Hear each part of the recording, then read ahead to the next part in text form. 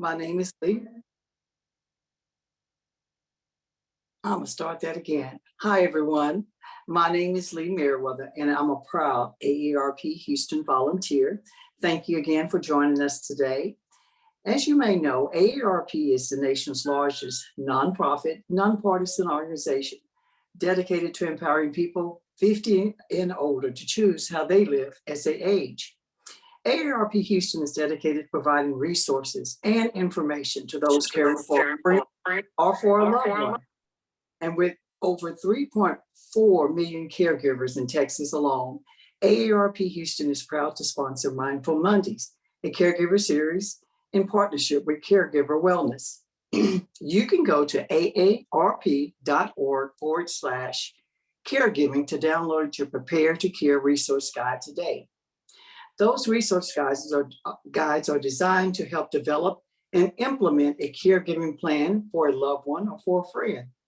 The guide includes ways to assess your loved one's needs, a roundup of federal and national resources, and also information on just caring for yourself. As I had said, you can go to aarp.org/caregiving to download your guide today.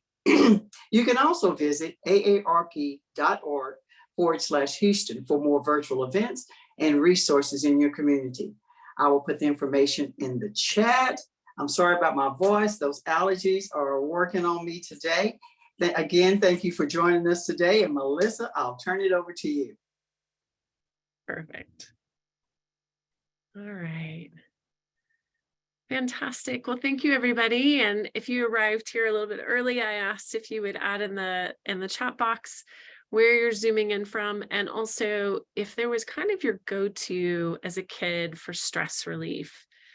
And I revealed a few of mine, some not as positive. I would often turn to ice cream. We lived very close to a Brahms, so that was kind of a big one for me. The other was this being outside, riding my bike for hours or dancing.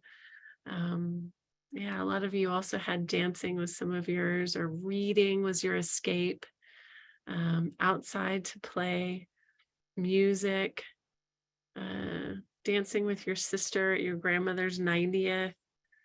Yeah. So what's interesting about that is we tend to kind of come back to and or forget about, right, ways in which we soothed our nervous system when we were younger, and our younger selves. So it's something to think about. Are you able to do some of those kinds of activities or similar? And I know as we age, they tend to change. I remember as a kid, I would do anything to get out of outside chores. I would rather clean the house and do all the dishes and dust than go. I used to have to help on my grandmother's farm, then gather my grandmother's eggs. That was like the worst thing for me. And now as an adult, cleaning the house is actually kind of a soothing kind of activity. I get into a little rhythm and it feels really good. So just kind of noticing that about yourself. What have you taken from your younger self that you tend to still do that calms your nervous system, that kind of is a bit of resourcing for you? And sometimes they can be positive and sometimes they can be less than. So just something to recognize and notice and observe.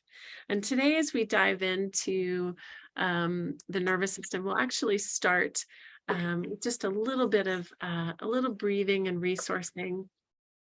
And Lee, I'm going to ask you to kind of notice what I'm noticing is people aren't muted as they come in. And so you may need to mute those folks that come in. So if you will, this is a very, very quick nervous system reset. And it's something you probably do and don't even realize that you're resetting your nervous system. Most of us do some kind of stretch in the morning, a little bit creaky. You might even do it before you get out of bed or right when you wake up. And it's called pendicular stretching, which means a tensing of the body and then a complete release.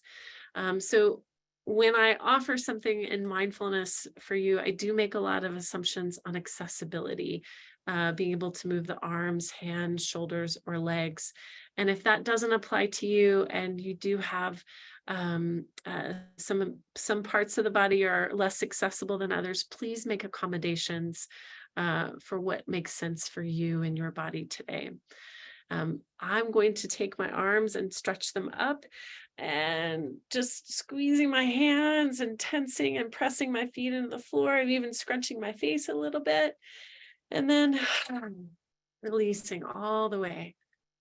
Whew, and just noticing what feels now the opposite of tension. So feeling maybe that wave of relief, or maybe you feel your shoulders drop down a couple of inches. You might notice the face probably feels a little bit different. You might notice maybe even a little tingle somewhere in the body. So just noticing, and you can do this at any time throughout the session. In fact, I highly encourage it to practice it a few times. I take no offense to yawning. That's a perfect nervous system reset. So really just kind of noticing what happens when you tense, and then what happens when you relax. And so sometimes we don't even notice that the tension has creeped in until we've intentionally contracted or done what we call an isometric, and then released it. And then we notice that there is a difference between the two. So I'm going to go ahead and share my screen. And maybe if it will let me, hold on just a second. All right.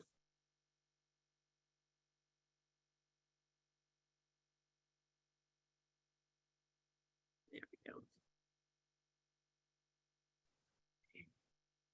And hopefully you can see my screen. All right.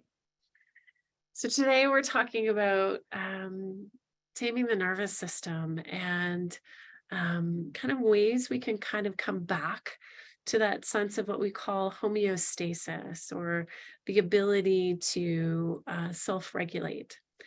And in our ability to recognize when stressors come at us, and notice when we can create some stabilization, even in the midst of difficult situations or circumstances. So one of my favorite ways to describe the nervous system is pretty simply, your nervous system is made up of essentially your brain, your spinal cord, and then we have your peripheral nervous system, which communicates information back to the brain and the spinal cord. And so I'm going to kind of keep tabs on, oh, good. Thanks, Lee, for adding that, the chat box a little bit. So feel free to add in the chat at any point if you've got some questions that pop up for you, or even comments. So when we have this two-way communication, the sensory somatic nervous system communicates back to the brain, and the brain back to the body. It's a two-way system. In other words, it's not just the brain telling the body, but the body communicates as well. And so if we think about how we normally think about the nervous system, so you may have heard fight or flight, or freeze. Well, that's part of your autonomic nervous system. In other words, we don't have to tell the body to do that. So it's a part of what we call neuroception. In other words, it's an unconscious way that our body communicates that there is a situation in which we need to respond to. And so it's super important to recognize that that is unconscious. And why that's important is because it helps gives ourselves a sense of compassion. So for example, you may have had, and I'll just throw an example of a fender bender or a car accident. And for a while after that, getting back in your car, you felt a little bit nervous or anxious, or I will full admission here, drove 5 hours yesterday with my 17-year-old. And the last time we drove on the highway together, we almost got into an accident. So he had swerved to miss something. And I felt so anxious for almost the whole 5 hours that he was driving. And I just had to continuously remind myself, my nervous system, that I wasn't back in that situation, that today was a new day, and I had to continuously soothe my nervous system. And we did that with fun music, with conversation, with really paying attention to the road. But those were ways that I could bring my nervous system sort of back online, so to speak. Um, so when we think about the autonomic nervous system being unconscious, can be a fight, flight, freeze, and there's another fourth way that we often don't talk about, which is talked about in different ways. Fawning, I've heard someone else call it, is faking it. So in other words, from the neck up, right? We're saying to someone, "I'm fine, I'm good, I got this," and then from the neck down, you maybe have butterflies in your stomach, you've got irritable bowel, you have maybe some chronic pain issues. In other words, your body is telling you something totally different, but your words aren't matching what your body is saying. And so that can be called fawning or faking, a different way of responding, right? And it's typically conscious. But the other responses are unconscious, meaning um, an example would be, let's say someone comes and rings your doorbell. Well, we would go and we'd see who's at the door. But when we've had an experience, kind of like I did, where we had to swerve and hit something, when I got back in the car, I still had an experience of the nervousness. So the doorbell actually feels like more like a pounding on the door. So in other words, my nervous system is telling me I should be aware, but actually it's okay, right? So it's ringing a little louder than it needs to. Um, so if we can figure out in our bodies ways to take um, the physiological experiences and almost like a volume button, gently dial that volume button down. There are so many different mindfulness tools we can use, but let me start by reiterating that when your body goes into fight, flight, or freeze, in other words, it feels like you can't call for help, or there's an inability to respond. In other words, you don't run away or you don't fight back with anger or a reaction. Actually, these are all very normal ways the body protects you. What we're hoping to do is when the nervous system response pops up and it's not needed, how do we remind the body that it can soothe itself when danger is not actually present? And that's the real secret. And so there's many different ways that we can do this, simple ways, through expiration of breath, that pandicular stretching. So in other words, there's really simple tools that we can resource throughout the day. And that's kind of where mindfulness fits in the back of our pocket. But there's also bigger things that we can work on and do as well. When we think about the nervous system, we're making an effort toward noticing what's pleasant or neutral. And if we focus on even what is neutral, we can begin to implement a mindfulness tool, which is curiosity or awareness. And even paying attention to something that feels very mundane can become more fascinating. And what I mean by this is when we use mindfulness tools by noticing what's happening in the body, it's a way of bringing us to the present moment. When the doorbell rings and it's not actually danger, and so the body thinks it's a megaphone, right? Your nervous system is amping up. And so what ways can we use to bring that sort of volume, the doorbell volume down, or to tell the body that it doesn't need to be that hyper aroused or hypo aroused going into a freeze state, right? So ways that we can do that are bringing the body back into the present. My son reminded me of this phrase, and I may have used it before, of when I feel anxiousness, I'm future tripping. So I'm projecting way out in the future. So he will so gently say, Mom, you're just future tripping. And it's a good reminder to come back to the present. I don't need to, as my grandmother would say, right? I don't need to borrow trouble from the future. Trouble enough right in the moment, but I don't need to go out into the future and grab it and feel that sense of anxiousness. And then I'm going to just double check those. Okay, great. Thank you, Lee, for checking that. And the same with the past, when we tend to reflect on past incidents or things that have happened to us in the past. And then we begin to imagine that, right, these things could happen in the future. So what do we do to dampen that? Good planning, good resourcing for the body.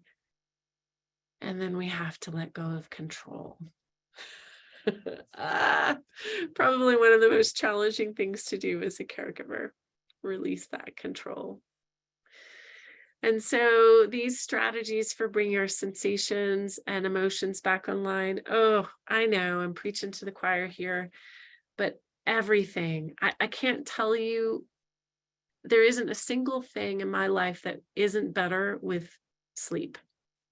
When I have had adequate sleep through the night. And I know many of us do struggle with sleep, especially as we have hormonal changes as we get older, and sleep becomes a tremendous challenge. And so I'll encourage you and point you in the direction of finding some valid resources and research that can really supplement your sleep. I've talked about them probably a lot, and I'll continue to reiterate, because it is absolutely fundamental for having a regulated nervous system. I mean, if I asked you to take care of a 2-year-old today, I won't. But if I did, and imagine that 2-year-old had not had sleep or isn't able to nap, how dysregulated, right, that child gets. And so sleep soothes just about everything, and then allows us to uncover what other needs are there for the nervous system, which fundamentally helps us bring, right, a sense of safety or embodied safety. So sleep is pretty critical for all of that. Diet is a huge, huge part of our nervous system. When we are, either over caffeinated or dehydrated, not enough water, when we're, right, in excess and not on the middle path in terms of healthy diet, it's critical for our nervous system to function. If we're expecting our body to do what it needs to do in proper digestion, diet is a huge part of that. Diet is also comes into play with a nervous system which goes into fight, flight, or freeze. What's happening physiologically in your body is your body goes into what we call a dorsal vagal response when we become activated. So what that means is your body redirects blood flow to your extremities, and it slows down digestion. So if we need to perform an action or be really creative, or if we need to, we forgot something, we've got to run back, get back to the office, right? That your body actually redirects all of the blood flow to perform that particular action. That means your digestion has all but paused. And if anyone has ever, I know I've used this example before, but it happens to me a lot when I travel. I get a little out of routine. And I notice that when I finally get home from traveling, my bowels and my digestive system goes back to normal. And it was like it was on pause for a while. And so start to notice these things. How can you give your nervous system a routine of of eating on a regular interval. In fact, if you've got some water, you might take a sip of water now. Drinking on a regular interval, of staying hydrated, and just noticing if that helps that nervous system regulation. It really helps eliminate a few things. And moving your body, it's critical. When we go into a freeze state often can look like depressive symptoms. A fight state can look more like anxious systems, right? Or anger. But a freeze state tends to display lethargy. It tends to be very inactive. Um, it can look like a lot of rumination, thinking about the past. Exercise, I mean, if you're wanting to know the elixir of life, this is it. And all the research says it. All of the research backs it up. Exercise is a nervous system reset. It helps improve your cardiovascular system by having what we call a greater heart rate variability. And what that means is, it means that when my heart rate becomes elevated, I want to be able to quickly come back to homeostasis, or a normal heartbeat, quickly. And so that variability is how quickly you can come back to it. When the heart rate stays elevated, in other words, if I stay in an activated state, right, we're not getting all of our visceral organs, like the lungs, the kidneys, your stomach, your spleen, all of those things which help with digestion aren't performing how they need to perform. So I'll get off my soapbox, but exercise really is the secret. And so I know we all have limitations, and I'll acknowledge that. I think it's so important to meet your body where it's at when you have limitations due to pain or physical abilities. But ask yourself, what is possible? And not just what is possible today? I had a teacher who was thrown from a horse and broke her pelvis in 3 different places and couldn't walk. And what was so inspiring to me, and she can walk today, was she started with the very, very basics. She went back to breathing exercises, simply breathing in and simply breathing out. So she worked, in essence, with what she had, what was possible today, and then worked from there. Novel activities and purpose. This is also fundamental to our nervous system. It's also really important when we reflect on, we did a few weeks ago on grief and loss. And one of the, it's so typical to think about the 5 stages of grief, but when that was written and created, it was more for the individual who is going through the dying process. And so it's important to understand that those aren't necessarily sequential stages that you'll go through, but they can be things that we experience that are a normal part of grief and loss. And novel activities and purpose. I would add, if you could add 6 and 7 stages to grief, are really critical. So when we think about what we hope for in life, what is it that gives you a reason to get up in the morning? What is it, when you reflect back to your childhood, that was your nervous system reset? That was that thing that helped you feel safe in your body, or that you got lost in, whether it was reading or playing. So those kinds of things, play, purpose, really help us return to that part of ourselves in which gives us that key element to life, which is hope. Hope. it's something that I think about quite a bit as a mental health counselor, as I meet with each individual, and even as I meet with you all as a group. How can we be different or transform from our time together today? And my answer is usually always, how can I be present with a sense of hope? And then connection. So when we talk about the nervous system in terms of connecting, we're going to actually, and I'm going to stop share and then I'll reshare in just a second, watch just a very short video clip of starlings. And you may, in Texas, they're everywhere. I don't know if you have ever seen starlings in the sky as a whole flock, but it is just remarkable. And we'll watch just a little bit of this video, and then uh, we'll come back to co-regulation and connection. Okay. All right. I'm going to pause and move through.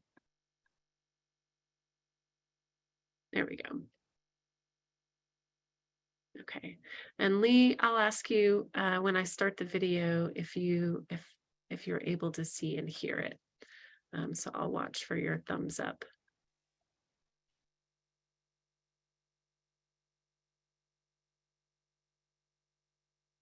And it's quiet right now, so don't worry. And if you can't hear it, it's okay as well.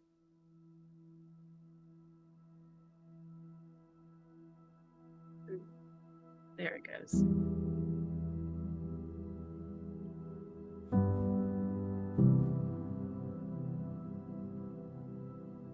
Just take a moment to really allow yourself to watch.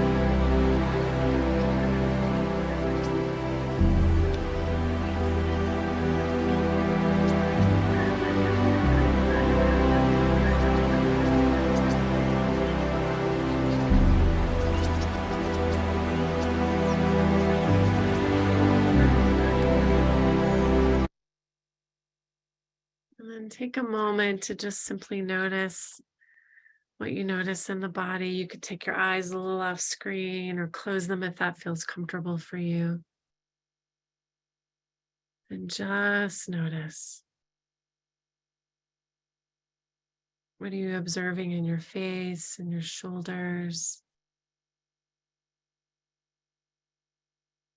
And allow yourself to just gently exhale, and you can bring yourself back.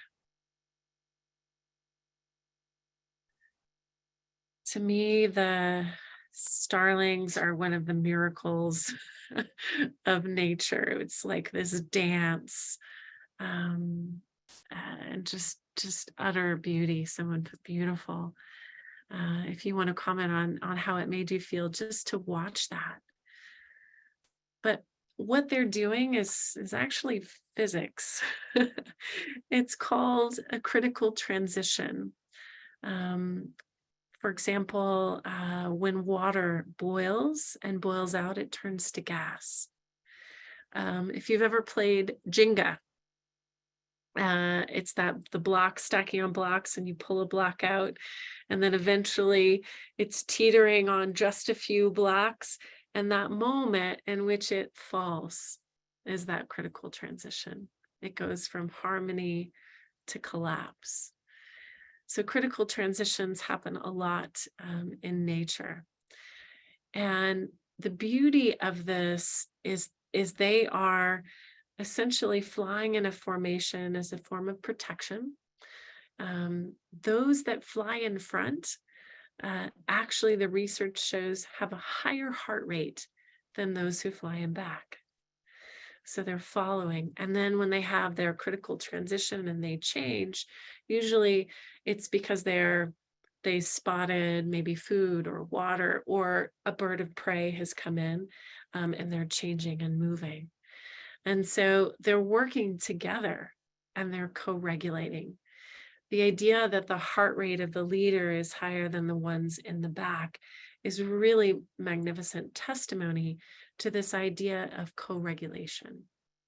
So when we think about what co-regulation is in terms of our nervous system, we are actually designed to be able to respond in our nervous systems to others. There's a study that was done years and years ago of a mother with her infant. And when the mother made these cooing noises and smiles, and the baby would mirror back the smiles and the laughing and the cooing, or if the baby started to cry and the mother responded with the soothing. And then a few minutes later, they asked the mother to stop responding, to have no expression on her face. And after a while, the child would make the faces the mother made earlier, would try to get the mother to smile, would make, more noises to try to elicit a response from the mother. And eventually the child just cried. And then when the mother still didn't respond, the baby then started to look away, would look for something else or someone else to connect to. We are the same, right? So you can even do this. My kids used to, I would drive them crazy whenever I'd see a baby in a store, and I still do it. I'll get this really expressive look on my face and try to get the child to smile. Totally mortifying my two teenage boys at the time. But I still do it. There's something about that need or desire to regulate, to get another person to smile. And so you might be aware or start to notice, as you move about the rest of your day after we complete our session together, when you see another individual, what happens when you smile at them? How does their demeanor or their energetic quality shift or change by your presence in your own body? One of the things that I actually practice as a clinician all day, every day, as I meet with people, is having a relaxed body. So I start to notice if I become collapsed, or if I'm too alert or affected by what they're telling me, or if I can continuously stay soft in my body. What I've observed when I can say soft or relaxed in my body is I elicit a similar response in the individual I'm talking to. And so it's something to practice, or test the waters. Like, don't believe me, try it out for yourself. Test the waters today as you interact with another person. What happens when you are open or receptive? Smile. Or what happens with maybe they're closed or distracted. I often notice this, and my teenager or friends they hang out with, I mean, glued to their phones. So there's no co-regulation happening with us. And so the way to do that, I'm pretty sneaky about it. I'll ask, "Oh, I'm really curious what you're looking at." And so they'll describe it, maybe even become a little animated, or he'll realize that it's nonsense and he'll put it down and change. And then we'll have an opportunity to dialogue or interact, basically regulate. Connection is powerful. And it starts with, right, what you can control, which is your own body's response. Normal body response is that intuitive feeling we get of, I don't know if I feel safe with this person. So there's things that we can do, step back a little bit further. We can exhale, notice if we're relaxed in our body. We can also look at our surroundings. So when we're in an unfamiliar environment, we can kind of look around or notice. We did this, I think, in our last session called Wide View. So by being able to have a wide view or a landscape view of our surroundings, automatically brings our nervous system back toward equilibrium. That narrow or tunnel vision usually happens when we feel anxious. And oftentimes, right, because of the nervous system is part of a wiring of nerves called the vagus nerve, the information we get from our gut is usually telling us something. So it's important to listen to the body's responses and need when it's seeking or wanting safety. And so bringing the body to its own sense of safety is wide view, swallowing, exhale, yawning, checking out our surroundings. Those are all things we can do to help co-regulate with another person.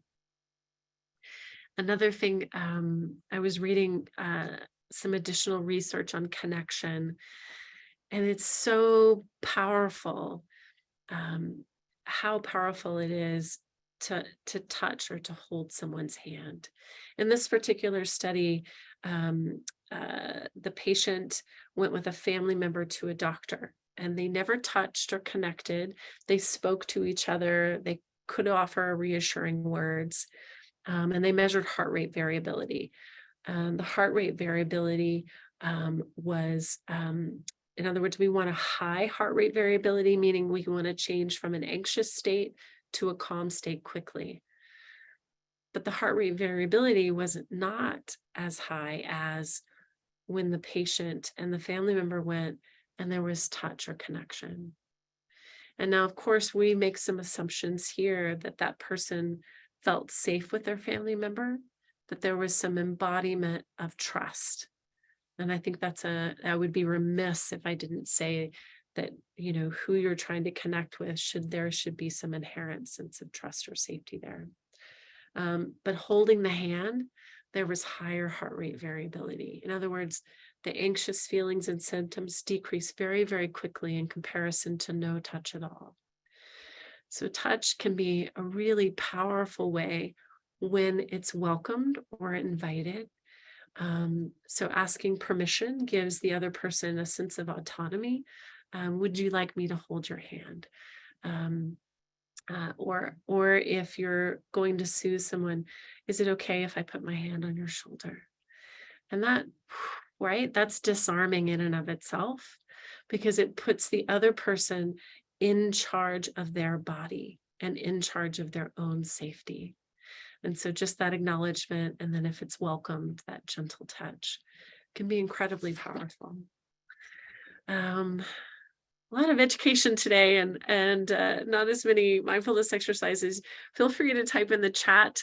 I'm sure there are a lot of questions and it's hard to think of what they are right as we're having dialogue. So I will definitely pause as I start to share my screen and answer any questions that are popping up for you all in this moment. I'm going to go back to my PowerPoint. Let's see. All right. This is, let's see, oops. The dance of technology is what this is. And Melissa, while you're doing that, there was a question in the chat. Okay. I think someone that got disconnected, they wanted to know what is future tripping again? Oh, okay, great. So if you've ever experienced any feelings of anxiousness or anxiety, or you tend to be a worrier, or someone who I can't relate to this at all, someone who needs to control a situation. um, and those of us that are caregivers that are here today, sometimes help is disguised as a form of control. So just kind of noticing that about ourselves. So this future tripping, this idea of projecting out into the future and feeling anxious feelings about it. So it's just kind of a different way to talk about anxiety. And hopefully that answered your question. Feel free to type in the chat if it didn't. We've mentioned these techniques already, but these are so important and I would be remiss, it doesn't have to be radical life changes to have an impact on your nervous system very quickly. In fact, we'll do a short meditation here in just a second. That's an example of that. But exhaling longer than your inhale is the one way that we can control our autonomic nervous system, the expiration of our breath. And you can do that right here. Just exhale fully and an easy inhale. And then exhale. See how long you can ride it without exasperating at the end. And do that one more time. Just easy, normal inhale. And just simply notice the body exhaling. Okay. So that formula is super simple. Inhale is rejuvenating. Exhale is calming. Listening to music. It's interesting because what's soothing for my son in terms of music is not soothing for me. He will listen to something that's got a little beat, and I it doesn't work for me. So remember that what feels soothing for you might not be soothing for those around you. So having just a gentle awareness about that, but an awareness of what sort of peaks up or gets your anxious feelings alive, and what feels right that it's dampening the feelings. Body work, touch, we mentioned that, grounding exercises. In fact, right now we can do a very simple one of noticing your hands, and you can replace or substitute hands for feet or hands for just your whole arm. And so just noticing them relaxing in your lap, if you will. You can wiggle the fingers if you're not feeling them, if it feels like a sense of numbness or neuropathy. And then you can let that go quiet again. Notice if the hands feel warm or cool. And then imagine that you could dive inside the hands. And so really starting to feel a sense of, do you notice any pulsing or circulation, tingling, or aliveness? Just noticing. And then you can let that go.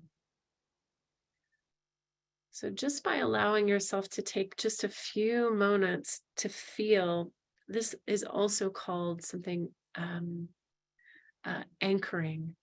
So we can use exercises to ground, noticing your feet right now, noticing what you're sitting on. It brings, right, the anxious feelings down toward the earth. Grounding for some people often looks like going outside, walking in nature, even taking your shoes off, right, and walking in the grass, but really feeling connected to sensations are a grounding exercise. And evoking curiosity, we talked about that earlier, of wanting to feel either a neutral or pleasantness And even the more you get curious about something that feels very neutral, like our hands, for example, then we can turn that into an aliveness. And savoring is also something that it's one of my favorite things. Savoring actually is a close cousin to gratitude, and they're good friends. When we think about gratitude, it's right, something that we're thankful for, and it could be a person, place, thing, or situation. But savoring is actually spending some moments to really notice it. And when I think of savoring, I think of maybe really enjoying something that is indulgent, like a remarkable sunset, or like the murmurations that we watched. We were just taking a moment to feel that sense of awe. It could be enjoying or savoring a cup of tea or some beverage where you really notice the flavors, so much so that you might even notice just me mentioning that makes you want to swallow. Right. So there's a sense of just evoking what you really notice about the taste and the sensation of it, whether it's warm or cool. My favorite thing to savor um, is someone I love. Just taking a moment to really look at them in the eye. And I was looking at a loved one the other day, and I noticed their eyes are so beautiful. In fact, I'd noticed a little color change. I thought, oh, now it's an amber color. I hadn't really noticed that before. And I just really took a moment to really notice that. And then I expressed it. And it changed the whole connection for us. Ooh, okay. We're gonna close with this meditation here. And it's a tough one. It involves acceptance, which is the opposite of control. So I love this graphic where it shows a photo of right, the rain cloud. We can go off on it. Like it's gonna get my car all dirty again. I'm gonna go through mud puddles. Why does it always rain when I forget my umbrella? I just did my hair today. So like all of the things, we cannot control the rain, right? And then acceptance is, yeah, it's raining. It's raining. It is the idea of being available to what is and not necessarily feeling the need to judge it or change it. And oftentimes I'll often think about this as like watching a storm out the window. And so I'm not the storm. I don't need to go into it. I'm not the cloud. I'm not the weather pattern. But I can observe the weather pattern. I can observe that anger is arising today. I can observe that sadness is coming today or is here right now. I can observe that frustration is here. Something isn't going well. But that's not who I am. I am not anger. I am not anxiousness. So if I can recognize that even joy will pass, then it will eventually change and dissipate and become something new. So let's close with this meditation. You can, and I'll just put all the aspects on here. So for those of you that want to do a little screenshot so that you have this for later, you can do that. It's called the rain meditation, and it's about having some compassion. So if you'll take your eyes again just a little bit off the screen and ground by noticing your feet or noticing how you're sitting in your chair. You don't need to necessarily sit up tall. It's just about having access to your breath, and notice that the body is breathing. And as you notice the body is breathing, what do you notice that is going on in your body today? When we did that pendicular stretch earlier, some of you might have noticed that, ooh, I have some tension in my head, neck, or shoulders. Other of you might have noticed maybe there's a heaviness on your heart today, or maybe there's a lightness. It's spring. Maybe it's a little, the weather's a little nicer to get outside. Just noticing and consciously acknowledging any thoughts, any feelings, or behaviors that are affecting you right now. Once you've pinpointed one, then allow yourself to experience that just as it is. So we're not trying to avoid it and we're not trying to fix it, just noticing that it's there. So if it's sadness, noticing that it's there, maybe where it is in the body.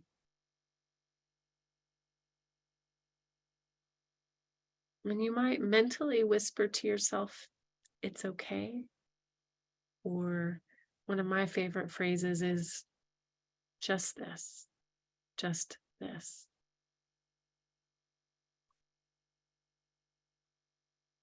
And then we'll move toward investigating. So just calling in on your curiosity. How am I experiencing this in my body? Or what am I believing? If it's sadness or heaviness that I'm experiencing, do I believe that it will always be there? Or is my belief that it can change or shift? And asking yourself, what does this want from me?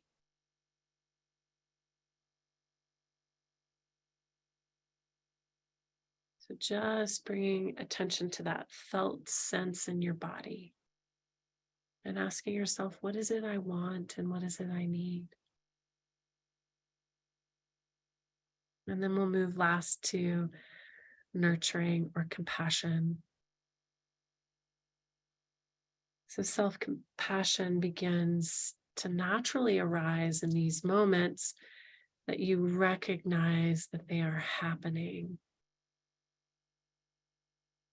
It's intentionally nurturing your inner life with this sense of self-care. Sometimes I'll even just put my hand on my chest and just like this gentle touch of soothing. If that makes sense for you, you can do that. You can even offer just that little self-hug or squeeze. Sometimes I'll even clasp a hand to hand. It's that physical response to my sense of self-compassion. And you might even need to offer yourself some reassurance. I'm here. I'm sorry. I'm listening.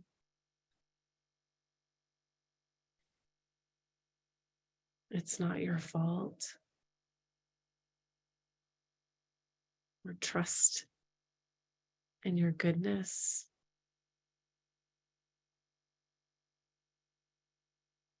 And then when you're ready, you can begin to deepen your exhale.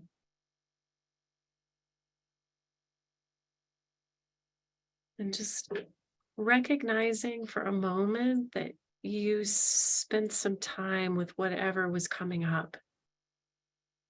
And just recognizing that, I can do that. I can do hard things. And you can do them for moments at a time rather than holding on to it all day, saying later, later, later. I can meet myself where I'm at, and then I can go back. So feel free to add in the chat box how that experience was for you. Yeah, you're so welcome.